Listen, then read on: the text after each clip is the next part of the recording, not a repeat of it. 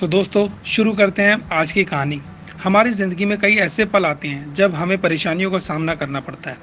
कई लोग तो जीवन में संघर्ष कर आगे निकल जाते हैं और कई अपने हालातों से हार मान के खुद को ज़िंदगी के हवाले कर देते हैं। ऐसे में हमारी ज़िंदगी और हमारा खुद का कोई वजूद नहीं रहता। दुनिया उसी को सलाम करती है जो अपने कलाम खुद लिखता है।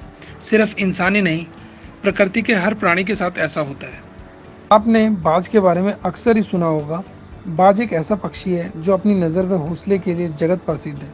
लेकिन अगर उसकी ज़िंदगी को देखा जाए तो उसके जीवन में भी एक ऐसा पड़ाव आता है जब उसे अपने जीवन को जीने के लिए कई कठोर फैसले लेने पड़ते हैं। बाज की उम्र 70 साल की होती है, लेकिन ज़िंदगी के इस मुकाम को तय करने के लिए उसे एक मुश्किल फैसला करना पड़ता है। उसके पंजे 40 वर्ष तक सही ढंग से काम करते हैं। 40 साल के बाद ये पंजे मुड़ने के कारण कमज़ोर हो जाते हैं और शिकार नहीं पकड़ पाते।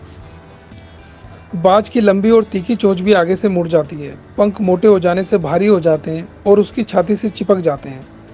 इससे उसे उड़ने में बहुत दिक्कत होती है। ऐसे समय में बाज के पास दो ही रास्ते रह जाते हैं, या तो वो जीवन को त्याग दे या फिर वो बदलाव के लिए एक दर्दनाक प्रक्रिया से गुजरे जिसका समय 5 महीने होता है।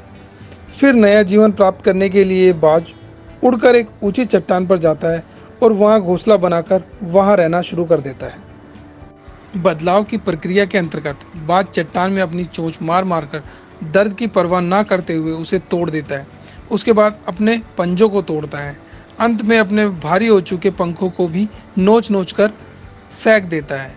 अब इस दर्द की भरी विधि को पूरा करने के बाद बाज को पुरानी अवस्था में आने के लिए 5 महीने का इंतज़ार करना पड़ता है। इसके बाद बाज का नया जन्म होता है, जिसके बाद वो एक बार फिर से शिकार कर सकता है, उड़ सकता है और अपना मनचाहा आनंद ले सकता है। आगे के 30 साल उसे इन कष्टों के बाद ही मिलते हैं। इसी तरह एक सफल इंसान भी एक बदलाव से ही आगे बढ़ता है।